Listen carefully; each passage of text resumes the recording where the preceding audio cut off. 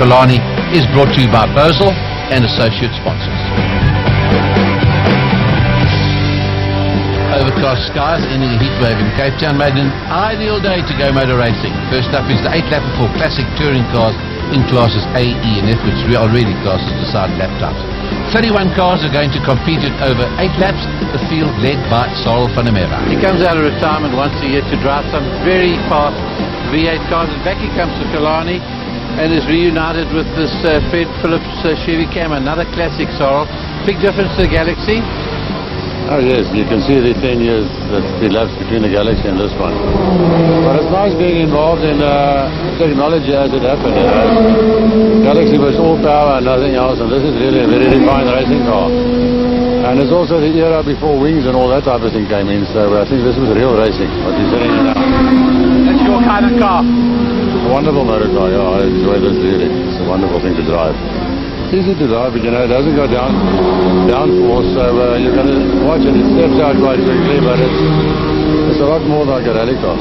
Sarel leads the cars, and the car on the right hand side, that black and white Chevy Cannon, there's 31 cars behind him. As they all get away, it's going to be 8-lapper, short charge sprint, and it's Sarel van der Merwe into the first corner first, and Peter Goff from Cape Town, that Porsche is in second spot. With me is Francois Pretorius, so Porsche is well represented this meeting, Francois. Some lovely cars here. There's Ken Rolfs going around the outside. Look at this, coming up to the corner over here, already coming in, and Mr. Lupini repeating his interesting driving maneuvers of yesteryear. There we go, thinking it's a production car race again, Mr. Lupini. And he goes into the tags there, John Brewer. That's serious damage, and he gives him another bang as they come down the corner. But this is rough stuff. Lupini is an aggressive driver. He's done it over there. Here he comes in that Penske Camaro, followed by a man who goes very well in that Capri, a V6 Capri. And look at the damage there to John Brewer's car. That's a magenta color, official color of Porsche there, Francois. Yeah, it's an official 1974 color, Roger. The IROC RSRs they built that raced in America for the International Race of Champions, they actually built those colors. So John's going to have to limp back to the pits and repair that damage and live to fight another day. Sarel van der Merwe in the front, followed by Peter Goff. You know, people always compare drivers of this age with drivers of former years like 40s and 50s and 60s. And here the drivers of that era, Sarel van der Merwe and Peter Goff, champions in their own right, in sports cars, in saloon cars, and rallying, of course, in Sarel's case, are 1 and 2 in this race and absolutely flying. Here's Monberg behind him. That Corvette doesn't look good. That Stingray there feeding the picture. It's Porsches and Datsuns. Martin Richards in that Datsun's going. Here's Breeze. Not going to last too long. He'll be in the pit shortly. You know, I think he's going to have to pull that car in, Roger. That bumper's loose in front, rubbing on the wheels. His tyre is going to go flat. But Sarel's built up a lead here, and you can just see the experience. Peter Goff was not racing on full slicks. He was actually racing on semi-treaded tyres, so he didn't quite have the car to match Sarel, but he's going like a bomb. He's on the Stingray there of Michael Compagnie from overseas. He's a Dutchman. He's got Michele Rapini, and there's nothing wrong with that Camaro. It does fly. He's getting the pressure from him now. Just sells him a dummy. Comes to the inside. He's moved up to third spot. Has Michele Rapini. He's the publisher of Cars in Action and also Classic Car Africa, very popular magazine. Telling us about older times and cars of that era. Here they come through the miles with absolutely stellar. Sabre corner, and that Stingray is staying there with him. And look at the little Datsun of Martin Richards, giant killer. I mean, that car is right there, Roger. You can't believe that little Datsun's actually staying ahead of Keith Rose in the Porsche. I mean, I'd expect the Porsche to come bombing past him. Okay, certainly not. Keith is trying, but no, he's not getting anywhere with it. There's a famous Auto Atlantic BMW in the inside, number 43. That's Arton. He goes well at the circuit as well. It's a famous one down in Cape Town. Yeah, he lives down in Cape Town, Roger, and he built a replica of that car. And Charles has been doing very well. He's been racing that car for a couple of years. He even brings it up to Gauteng when we have the National Historic Festival at Westbank Raceway. Right, here's the other, Ken Rolfe. He's got the Gulf oil colours in that car, very popular on Porsche. I don't think Rick's going to go too much further. There's Minnie, there's Barry Scott, there's Alphas. Everywhere you go in South Africa, there are always Alphas racing. And they've got a very strong contingent in Cape Town, Roger. Peter Goff's also got Alpha D races down there. The guys really built very good little cars. John Smith in front of Ken Rolfe over here. They're having a ding-dong battle between the two of them. Well, Minnie of Barry Scott actually broke the crankshaft on Friday practice. And the guys there actually managed to help him. Somebody had a spare crankshaft and they built a motor through the night, and he could actually compete on the day. So it was great to see that he was there. How's the Springbok colours? Anglia, that's Derek Wilnuff's car, and he's right in the picture too. There's a nicely identified, not a number to be seen anywhere in the car. Well, I think he's going to have to sell his house to fix that car. No, luckily, Roger, that's just a bit of carbon fibre panel damage that's easily repairable. So it's luckily not a major problem. Right, on goes the race. We've got 10 Ks of this race to go. Sorrel van der Merwe, the black and white Chief can, and that car developed by Jeff Warner, one of the best all-rounders in South African motor racing history. Here's the second man now under pressure. It's Michele Lupini in that Penske Camaro. Sounds good. Love his V8, and he's got that V6, that well sorted out V6 Capri right off his stuff and giving nothing away. No, not at all. And Trevor Momberg is very quick, as you said before, Roger, and that car races down here regularly, so Trevor's keeping the hammer down there, and he does drive it well. Kelly's leaving the braking late. He almost goes wide. You can get it so late. Of course, the biggest brake markers vanished from Killarney. And watching it, that's the big bridge. The Goodyear Bridge has gone, and that used to be the brake marker. Now they've got to look for their brake marks to go into these corners at the end of the straight. So where you used to brake just under the bridge, what you now go past, there's a bit of a line on the side of the pit exit, and that's the one you look for now. There's a 150-meter marker there, and that's what you use. And that's how you drive a race. And Trevor Momberg's putting in the booth there. He goes on the inside, down at Shell Corner. He's gone into second spot. I don't know what's happened to Peter Gok. And McCarty's making a comeback. He doesn't take long to get his mind to get. He's definitely going to make a comeback. Lost a bit of ground as he comes through Slaver. Double right hand way, very quick through there. Now they've got this long straight. This is where the bigger cars can really stretch to them. Sorrel van der Merwe in the front. He's up and gone. The job has been done. He's got a couple of laps to go, and he's definitely going to walk away with this one. And they're very well sorted out. A car from one of the Fred Phillips collections. Look at Michele. I mean, he's really giving it his all now. He's trying his best. Because Trevor's car out-handles him, and I think out-brakes him. So he's going to try everything. There we go. Look at this. Look at this. Look at this. And the brakes on that car start getting hot, and they start going off towards the end of the race. So Trevor knows he's got a handful now, but he's going to keep trying. Oh, he's certainly going to try. McCarty gives it everything. That was really late braking. Nice thing about some of these cars that they've fitted bigger wheels so they can fit bigger discs. Turns them into a better racing car. Certainly happens on the short channel. And look at this traffic jam, all racing for class wins. And there's Keith Rose car coming through. And Herman's course in the XP Golf blue car. He seems to be going very well. And here we go. 22 spun it. A bit of help from Charles Horton there, actually. A little bit of help from his friends, you know. He did help. About that. And here's John Smith trying to ward off an Alpha as well. Let's see what happens now. He's going around the outside, but John Smith, always got to be careful. Around him, he gives it his all, so he's got to give him his room when he races. Those guys are really trying. Every one of these cars is in there trying their hardest. Certainly if they're in amongst some of the overseas guys, they like to really show it. Right, Charles did his final lap. That's going to, you can see the gap he's got. He's just got the 3.2 Ks of the circuit to do. Comes up the inside, look at the other stage to his right-hand side. He's passed one going into the corner. Getting 40, taking time. Lights are blazing. Trevor Momberg's Capri's going to do the dirty inside. But Gary's going to overdo it.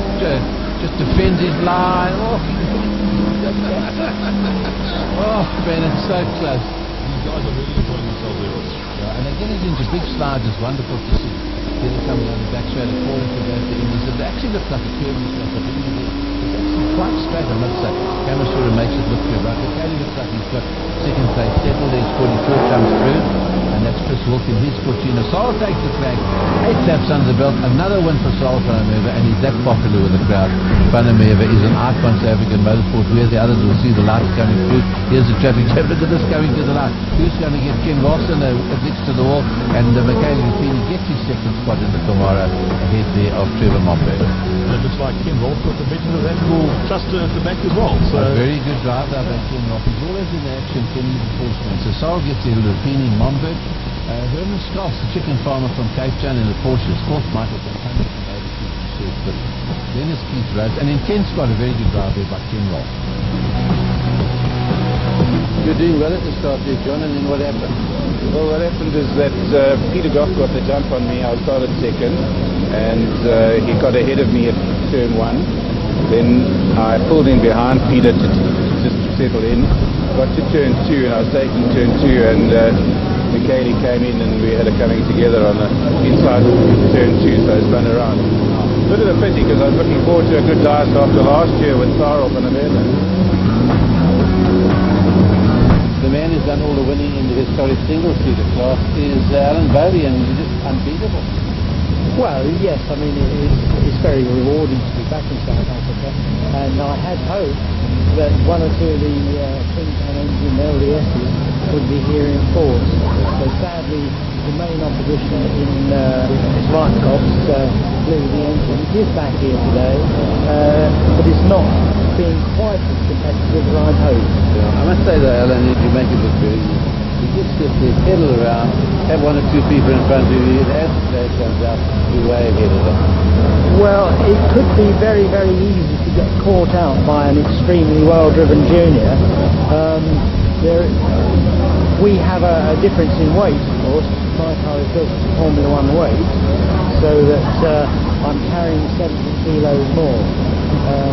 But so far, I haven't had to stretch the last ounce. But of course, the locals are going to have their revenge on me in a minute, aren't they? And they're going to make me pedal as hard as I possibly can. No, they have to beat you before you go back. It's going to be a hard job to do to beat Alan Bailey. He just keeps on winning here. The 8th lap of this is 21 cars in the field. It's a mixture there, Formula 1 cars of the 50s and 60s, and then we've got Formula Ford and very impressive little Formula Junior. In fact, the Formula Junior is in front at the moment. Now, these are 1000cc cars with the Cosworth engines. They lighter, as Alan Bailey said. He's got a lot more horsepower in his motor car. There's Greg Mills, the writer of Springbok series, and the book on David Piper's fantastic motorsport books he writes. It's a Formula Junior in the front, and it's Musa. Musa is leading this one. Marcus Musa is flying on. Bailey there in second spot. There's Ben van der Westhuizen in that white LDS. That is, of course, LDS standing for Doug Soruria's cars. There he is in third spot there, and they're all just flying around the circuit. Of course, lighter weight cars, good brake, and they get around a very active line, Francois. They really do, Roger, and I must admit, it's wonderful to see such a full field of these historic single seasons. In previous years, we haven't quite seen these fields. There's Ben getting a bit of a speed wobble there at some point, but it really is very pleasing to the eye people that, to make these cars and compete with them. And these guys take it really seriously. Well, they do, and they put on great racing over there. That MG Special Spiders just behind that over here in motorsport. And in the early days, these were the Grand Prix cars, just before the lights on the V8 Cosworth track. There's that Spider coming down.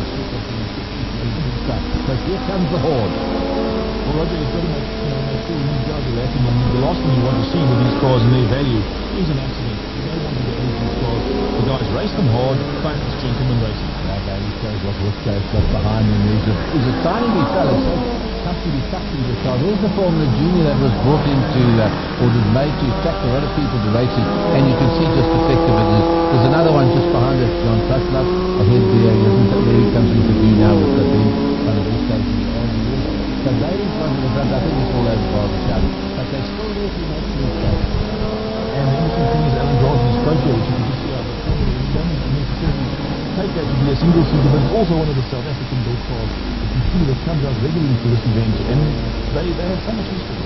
That's been out with the Bailey's in the front as they start to spread out. The Killarney is fighting it out with Peter Everingham. There's a Merlin that he's got. And here comes the other Formula Juniors coming down towards us. This is Gary Westmoreland in number 83, and then we've got John Truslove just behind him. Somebody's happened to be in front of Westhuizen in his LDS. There they come up into the MG now, and Bailey comes through inside. He's getting into the slow traffic. Look how neat that little that Cooper is. I mean, they are the first people after the war really to put engines at the back of their cars as they do with motorbike engines. The 500 class, and they continued here, and Coopers have done so well. They did well in their time, Roger, and even today when you see these cars, how well they still actually look. And if you look at the design today, you can actually see what went into building those cars. Oh, and the nice thing about South Africans could build them as well. Number 40 is Peter Everingham, and that Merlin very neat. There's been number 6, Everingham just behind him. As they all start to come down towards us, it's Alan Bailey in the front. Not much of this race to go. Then you've got Musa in second position, and here's for third. Here they come now, nose to tail, and they come down towards us. Westmoreland in the Lotus. Not much difference in the looks, I must say, Francois. And then we've got John Truslove in the Brabham just behind him. Not much difference in the looks, Roger, but they drive equally well and they run equally well on the circuit. Another win there for Alan Bailey. Won at Swartkop, the 2 races there. He's likely to win both the races, 3 races they're going to have down here. How's that for a neat little package? Musa was second, didn't see too much of him. Then the Formula Juniors, Westmoreland and Truslove. Greg Mills, a very good fifth spot there ahead of Paul Smith. Here comes the 8th lap now for cars from America, from Europe, and funny enough from South Africa. That's that blue car on the right hand side. APM, that's the Adrian Pfeiffer Motors car. As they get away, nice big field of cars here. There's 23 of them. It's going to be 8 laps. And into the front, Oliver Bryant from overseas. His father, Graham Bryant, won the Castrol TT at Swartkop last year. So they're very much into these cars. Number 2 is the Classic Morgan. Just all sorting himself. That's Bryant in the Cobra. And then Jesse Huggett, one of the most consistent drivers on our circuit in second spot. 58 coming through there is Jeremy Cottingham in that green chevron. And look at Jesse Huggett going. He's giving away nothing to that very powerful V8 Cobra from overseas. You know, the one thing about the Killarney circuit, Roger, is you always end up having these dices between the V8s and the other cars. And the V8s run away from you in a straight line, and the minute you get to the twisty bits in Killarney, the other cars are there. And there's lots of twisty bits. There's lots of twisty bits. Killarney has to be one of the most well-balanced race circuits in the country, you know, from that point of view. And a lot of right-hand corners as well there. Well, it's a clockwise circuit, of course. And there's France Pretorius in that Healy. He's done very well in that Healy, and Mike Knight is behind him. He's we got him spinning. Off he goes. It could be Rob Pringle, I think, going into the tire wall. That corner's claimed, Sabat corner's claimed a lot of people over the years. As the circuit, the runoff areas moved back and more trees came down. But still people make mistakes up there. Here they come. The marshals are very much on the board of Killarney. They've been there a long time. Just been back together having a look under the bonnet. So, no, the bonnet actually flew open, Roger. As he spun and he went backwards, it lifted up. Hang on, he seems to be getting back in the car. Hopefully he can get it going again and get it back on the circuit. Yeah, I'll see Color. There's Oliver Bryant. He's a real peddler. He does well overseas. One of his father's cars. And Jesse Huggett's got Cottingham right on his stuff. But that's a 2-litre Cosworth engine behind that little, I think, Lotus 15. Twin cam motor. Twin cam motor, something like that, yeah. That was prepared by Les Johnson up in George, funny, if it's owned by South African Airways Pilot. And here's Jesse Huggett. Couldn't get a better man to drive it. He knows Killarney, knows all the circuits. He does oval track racing around this part of the circuit. In fact, he never makes mistake, Jesse. He's won championships. He's just one of these consistent get the car home drivers. He's always been known as a very good driver, Roger. And here goes Mike Nell in his locally built Ferrari P4 replica, built by Bailey Edwards cars, another one of the cars they've used. It really is a lovely car. And this, of course, is one of the dices of the day. Absolutely. The France Pretorius versus the Mustang. Now, you've got this little 1960s Austin Healey running against the Mustang, and it's amazing to watch the difference, you know, where the Healey seems to have quite a bit of handling. The Mustang goes past in the straight again. I know. And France drives it so well around the circuit. Of course, basically that Healey had a Bedford straight 6 motor, club motor in it, and they turned it into a great sports car. A lovely sound, I must say. Here's the Jones Morgan coming down the straight. That also looks a classic car coming into the battle with Ratcliffe. There is in number 7, that Mustang. Quite a fancy Mustang. That was a GT250. That was Now Peter Ratcliffe also has a Porsche which he's bought and keeps in Cape Town now as well. We need to race when he comes out here. So he was racing anything that he could lay his hands on. He brought some of his cars. He's got some locally. And I mean, Peter was competing in just about every race here. Look at this traffic jam, and there's the Mike Nell Ferrari. Some people say that's the finest, best-looking sports car ever made, and I tend to agree. It's a beautiful-looking motor car, made locally. And Mike Nell is getting into the battle here. Number 12 is the Davis Elva, if I'm mistaken. As he comes out there, he's got that Ferrari right in his tail. Not often in this world you see that type of thing happening. Elva with a Ferrari on your tail. Right, Bryant's in the front there, looking very good. Not too many laps of this to go. 11 Ks of this race here. Gets it side. A very confident driver. Of course, he and his father drive all over Europe. Right, the battle continues. The Mustang and the Healey. And France Pretorius got the better line the inside, just hugs the inside. And Ratcliffe has to go the long way round. And I tell you, that Healey is an amazing little car. It ran the whole weekend without any troubles. And look at this. And there we go. No, France closing him out over there. France loves driving that car. He gets him on the brakes. Just as you said, get to the straight, the Mustang will start to go. Just as the big V8 starts together. Now that Healey has got slightly uprated brakes, Roger. I'm not going to divulge what's in there, but I can tell you that Healey stops. And I think that's where he also gets the advantage with the Mustang, is that the Healey can actually stop. It must be shattering John Miller there, just sitting there, thinking, where do we get this Healey? Somebody's having a wobbly. Oh yeah, okay, no, that's right. He does seem to have pulled it. There we go. Needs it back under control without. Only a Lotus would get back under that type of thing. Others would normally lose. And look at this, Cobras, and we've got a Daytona Coupe. Beautiful looking motor car. That's number 119. I think James Forbes is one. As they come around the Cape Town corner, you get your foot down here in the straight, and that's coming with some sort of a problem there, Mike Nell. And there's Peter Bailey, who's the builder of the car, actually putting his head inside to see what's actually wrong. So, and here we go again. Look at these two coming. This time the Mustang's gone round. He's moved it out. Keep him out on the inside of the corner, and now you have to go the long way around. And look at that, Healey gives nothing away. Here they come, neck and neck, and the Brabham's just behind them, can't find a way through. It's a big car, that Mustang we've seen race. Mike Knight's behind the other Healey's a lovely looking motor car, and he's gone back in front of you. You go wrong a long way around. Now there he goes.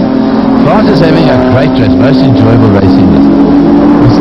You know, the circuit, as we said earlier, Roger, lends itself to this with its twisty bits and the long straights. You can actually have It's a lovely circuit to ride. I really love Killarney from that point of view.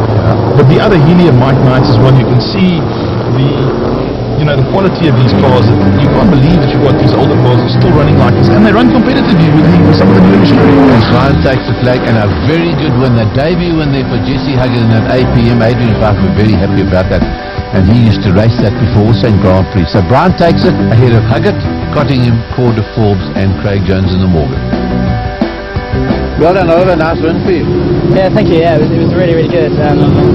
Thanks. The car had a really bad misfire, unfortunately, which we've been trying to solve since we got to South Africa, and we've changed every electrical component and got the same problem. But it has power between 5,000 and 7,000, so you just have to keep it revving, which is quite difficult in the slow corners. Oh, well, it's effective. I must say you drive it effectively. And you were out at Killarney a year or two ago. Yeah, I was here in 2005, and we had the Morgan Plus 8 here as well. We had a win in the Morgan and a win in the Cobra then, so it's great to be back. It's a good circuit, and all the locals really, really enjoy it, so it's great fun to be down here. Right, here's the historic racing cars in classes B, C and D, and it's an 8-lapper, 30 cars, and have a look at the heavy metal in the front of this one. There's a gear there of Peter Sherman and Saul Falimera. The hero of South African racing is right in there as well, and have a look at this, 30 cars just filling this. And Sherman in the Granada gear, it's a Piranha, has taken Saul on the way in their Graham Bryant, who's third as the DB Aston Martin just doesn't come to. I mean, it's such a variety of cars. What it just shows how strong classic car racing in South Africa is, because the bulk of this field is made up of South African classic cars. I mean, look at Sorrel taking on Mr. Sherman over here. Yeah, and you hear that big V8. But Sherman's put out that it's a Piranha, Basil Green Piranha, it's a later model. Of course, they've given greater technology in that car. It flies. It's a V8 Granada ahead of him. It's a 7-litre Galaxy, and Saul can pedal that car. You know what a person must remember here as well, Roger, is that Pete Sherman is actually on slicks, and Sorrel is actually on treaded racing tyres. So the handling characteristics of the cars are totally different, and Sorrel's got to slide that car around, to try and keep it. And even the Plymouth Barracuda here, that's coming through the field, that's also on treaded tyres. So these guys had to compete against the guys in their local classes that actually race on slicks. As we come down towards us, is Saul. With Saul, he's getting the braking very late to close up on Pete Sherman, local boy from Cape Town. He takes the perfect line wide and he holds it in right into the curve. Now you start putting foot down here, getting all 7 litres to work. And you just keep closer to this curve, and then you more or less drift out to that wall. You don't want to go too far out, because that wall can do terminal damage to your motor car.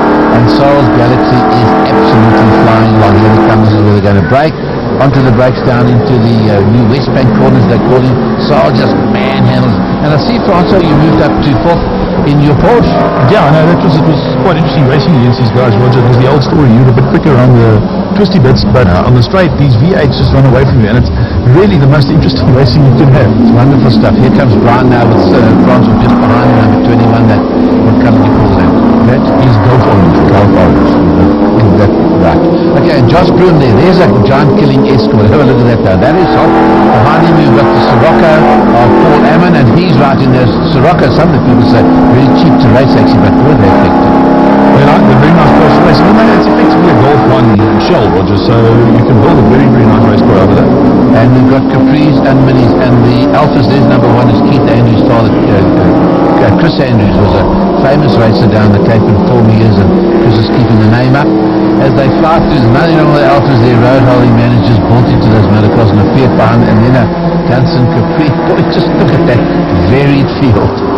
The person's very privileged with Killarney as well, Roger, because the circuit is a long circuit. You can put a large number of cars out on that circuit, and you can have a very interesting race meeting with it. I see you taking the defensive line. You see that yellow peril coming up just behind you. You've got the yellow peril, Roger, and then of course what you have as well is going to try and get past Mr. Bryant on the race, because it's the only place you can close up on him. And you have better brakes than that Barracuda. Definitely the Porsche is very light compared to that car, so it does stop in that area. And Josh Broom in the Escort, he was struggling a little bit with some overheating problems in the Pinto motor in that car. Yes, Peter Radcliffe again, he was just dicing with France Pretorius earlier in the Hemi. He's out in his Porsche as well in this race. Absolutely. And we've got Brian Evans, you can see him just amongst that pack there. He's just behind the yellow car, and the other one coming, there's Francois in there. So Broom has just got past, and you've got that Barracuda. Is he holding up around the circuit, or is he impossible to pass. No, he does hold you up, Roger. And in the race here, Josh and I are good friends. We've raced together for a long time. We thought, hang on, I'll give him a go and let him try and see if he can actually get to the barracuda and get past him.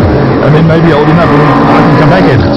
Brian Evans, of course, closing in as well with that little car. And he's doing very well. That's the Cindy Evans car, and that's one sorted out for the 1400 winner. How can a 1400 Renault race with a 7-litre barracuda? And That Renault handles, Roger, like you cannot believe. It's around the back end of Killarney circuit. That thing is amazing. It is so quick around the back. Yeah. Well, they're all trying very, very hard as they get on the brake markets coming in. Oh, he's losing it in the Capri. Oh dear. They managed to keep it together, not hit anything. And nicely turned out Capri that on. There's a DVS Marcus Ballard. And there we've got that orange Porsche once again. Yeah, that's Peter Radcliffe, who I was talking about earlier. Roger, France Pretorius racing him now in the Porsche, but they were racing previously in the Mustang. I tell you, France Pretorius is having a lovely weekend. He's really enjoying himself. That really is very, very effective. And we've got an escort in with him as well. I mean, it's such a mixture, but some of the South Africans could really tune these cars up. I mean, to take off things like a DVS tomorrow, I know the road holding comes in, but they give away nothing on the straight when all happy. And look at this traffic jam. There's a nice looking Stingray, that Corvette car. That looks like an American muscle car. It really does. And that's Robin Forbes, Roger, who has had quite a lot of motor racing experience. He used to race Group N in the days of Stanley Group N. A very experienced race driver, and he had a bit of a miss in the Corvette. So in this race, he did have a bit of a problem with the car. He wasn't quite where we should have. And following that there with Robbie Gifter, the escort.